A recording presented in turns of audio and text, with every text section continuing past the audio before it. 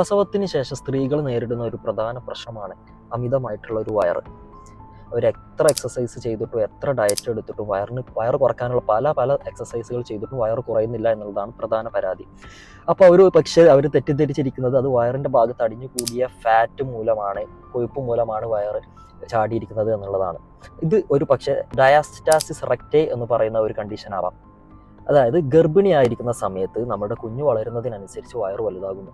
അപ്പോൾ വയറിൻ്റെ ഭാഗത്തുള്ള മസിൽ, പ്രധാനമായിട്ടും റെക്ടസ് അബ്ഡോമിനസ് എന്ന മസിലും അതിനോടനുബന്ധിച്ചിട്ടുള്ള കണക്റ്റീവ് ടിഷ്യൂ ആയിട്ടുള്ള ലീനിയ ആൽബയും കുഞ്ഞു വളരുന്നതിനനുസരിച്ച് വയറ് വലുതാകുന്നതിനനുസരിച്ച് ആ ഭാഗം സ്ട്രെച്ച് ആകുന്നു.